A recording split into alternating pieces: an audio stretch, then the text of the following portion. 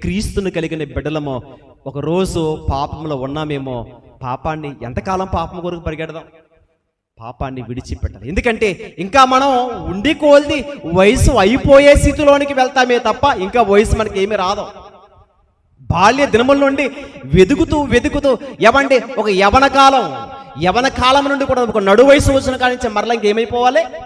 వంగిపోతూనే ఉండి వంగిపోయి ఎప్పుడు భూమిని విడిచిపెట్టి వెళ్ళిపోతామో కూడా తెలియని పరిస్థితుల్లో ఉంటున్నామే. ఇంకా లోకమను లాగుతుంది. అందుకే లోకములో ఉన్న ఆశలు ఏమైపోతాయి? గతించిపోతాయి. కానీ నా మాటలు ఎన్నడూ గతింపవంట ఆయన మాటలు. మరి ఆయన మాటలు ఎక్కడ దాచుకోవాలి? హృదయంలో దాచుకోవాలి. అక్కడ మాట కనపడుతుంది ఏంటమ్మది? మాటల్లోను, ప్రవర్తనలోను, ప్రేమలోను అని చెప్తున్నాడు. మరొకటి ఏంటి? ప్రేమ. అంటే ఒక క్రైస్తవుడు కలిగి ఉండవలసింది ఏంటంటే ప్రేమ మనలో ఉండాలి. ఏంటి ఆ ప్రేమ? ప్రేమ అనగానే లోక సంబంధమైన కామం ప్రేమ కాదు కదా. చాలా మంది ప్రేమ కలిగి ఉండాలంటే ఇదిగో ఈ లోక సంబంధమైన శరీర సంబంధమైన ప్రేమల గురించి, ఆ ప్రేమ కోసం మాట్లాడతలేదు ఆయన. ఏ ప్రేమ అది? ఆ ప్రేమలో కల్మషం లేనిది, ఆ ప్రేమలో మత్సరము, ఆ ప్రేమలో ఏమంటే డాంబికము అలాంటిది లోక సంబంధమైన శరీర సంబంధమైన కామ ప్రేమ కోసం మాట్లాడట్లేదు ఆయన. మరి ఏ ప్రేమ? స్వచ్ఛమైన ప్రేమ, నిష్కలంకమైన ప్రేమ, పవిత్రమైన ప్రేమ, క్రీస్తులో ఉన్న ప్రేమ ఏ క్రైస్తవుడైతే కలిగి ఉంటాడో అలాంటి ప్రేమ ఏమండి మనలో ఉండాలి. యేసులో ఉన్న ప్రేమ సంపుతున్న శత్రువులను కూడా క్షమించే ప్రేమ ఎవరిలో ఉందంటే క్రీస్తులో ఉంది. కానీ మనము కూడా చూపించవలసింది ఎలాంటి ప్రేమ తెలుసా?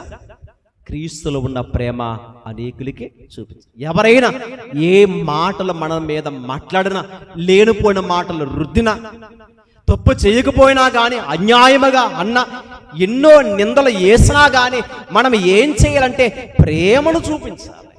ప్రేమ, ఒక ప్రేమను మనలో ఉంటే ఆ ప్రేమ మనం చూపితే నిజంగా ఖచ్చితంగా ఒక రోజు కాకపోయినా మరొక రోజైనా మనల్ని ఖచ్చితంగా అర్థం చేసుకుంటారు. అందుకే ఏ ప్రేమ మనం చూపాలంటే క్రీస్తులో ఉన్న ప్రేమ మనము కలిగి ఉండాలి. లోక సంబంధమైన ప్రేమ కోసం నేను మాట్లాడట్లా. ఏదో కామమని ఏమంటే స్త్రీ పురుషులు ప్రేమించే ఈ సంబంధమైన ప్రేమ కోసం కూడా మాట్లాడుతుంది. ఏ ప్రేమ అది? క్రీస్తులో ఉన్న ప్రేమ మనం కలిగి ఉండాలి. ఆ ప్రేమ కోసము, ఆ ప్రేమలో మీరేమవ్వాలి? ఉండాలి.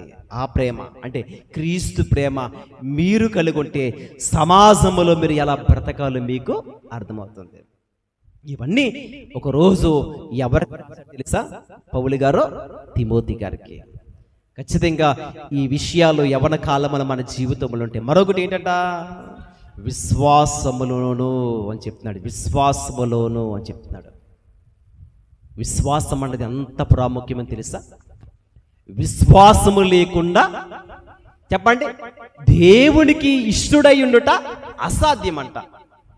విశ్వాసము లేకుండా ఎన్ని సంవత్సరాలని భక్తి చేసినా, ఎన్ని సంవత్సరాలు మందిరములో ఉన్నా, ఎన్ని పాటలు పాడినా, ప్రార్థనలు చేసినా, లేకంటే ప్రసంగాలే బోధించినా కానీ ఏమండి విశ్వాసము లేకపోతే దేవునికి ఇష్టడై ఉండుట అసాధ్యం. సరే, అందుకే ఏముండాలి? విశ్వాసం ఉండాలి. ఏ విషయంలో ఒక ప్రార్థన చేసామనుకోండి, ఆ ప్రార్థన నా దేవుడు ఖచ్చితంగా నాకు వింటాడో అని విశ్వాసంతో ఉండాలి. ఒకసారి ప్రార్థన చేస్తాం, జవాబు రాలేదని ఉన్న విశ్వాసాన్ని విడిచిపెట్టకూడదు. అది విడిచిపెట్టామంటే మనలో విశ్వాసం లేనట్టు.